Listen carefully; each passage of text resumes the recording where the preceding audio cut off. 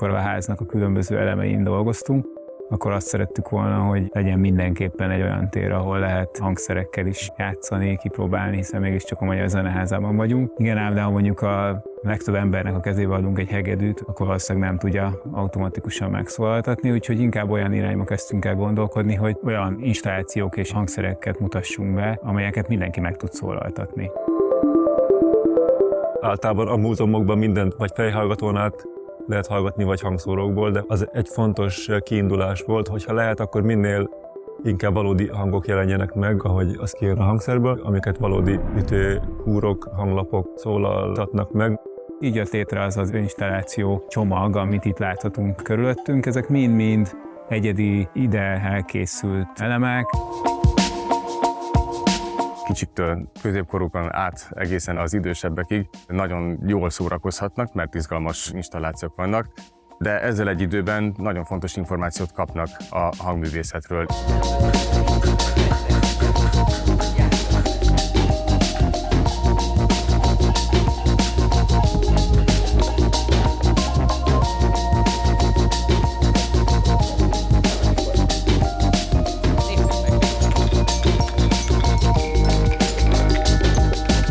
Klaviméra a billentyűs hangszereknek az evolúcióját mutatja be. Tehát a tekerő langtól kezdve a cemballón át egészen a szintetizált színusz hullámig.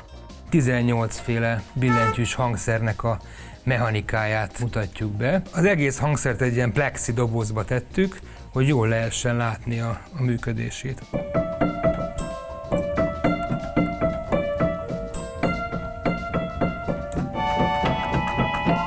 Ezek a hangok pedig elektronikus hangképzési módok. Ez a háromszög hullám, színusz, és akkor van olyan, hogy FM szintézis. A klaviméra után következik a kladni teremin, ahol az ember megértheti, hogy ezek a hangok nem csak 2 dimenzióban, hanem 3 dimenzióban terjednek.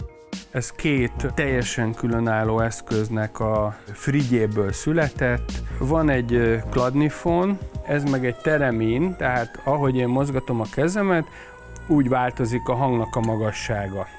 Például, hogyha a színusz hullámnál maradunk, a rezegtetés által kialakulnak különböző grafikus minták, attól függően, hogy éppen ezek a hullámok hol metszik a tengelyt. Ahol ezt nullával metszik, ott ülnek fel meg ezek a homokszekcsék, és ezeknek a formája fog kialakulni.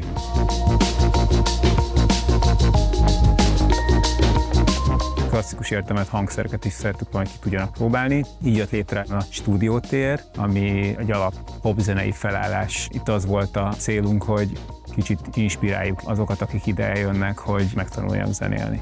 Előre beprogramozott számokat tudunk megtanulni, hogy egy ilyen közös jammelésben akár 5-en tudunk játszani, és ezt el tudjuk küldeni egymásnak e-mailen. Itt van 3 szám, Neked írom a dalt, a Rollin, illetve a Sunshine, illetve ezeket el tudom úgy játszani, hogy kapok hozzá egy kíséretet.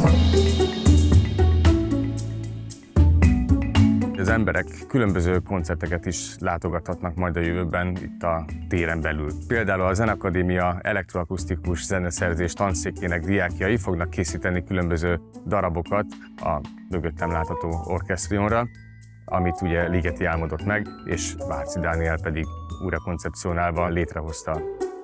Ezeken a hangszereken ezeket a 3 beprogramozott zeneműveket tudjuk lejátszani, egyrészt vagy automatikusan, vagy mi tudjuk vezényelni.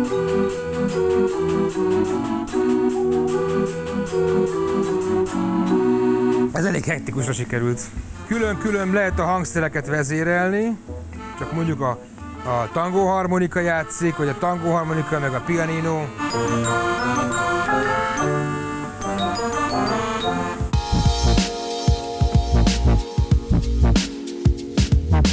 Mindezeken túl pedig a zenepedagógiai osztállyal szervezünk közösen foglalkozásokat, ahova iskolás csoportok jöhetnek, és a zenepedagógusokkal fókuszálnak 1-2-3 installációra, ahol megérthetik ők is játékos keretek között, hogy a hangok miből állnak, milyen karakterisztikái vannak, miből állnak össze, mielőtt még dalamokká formálódnak.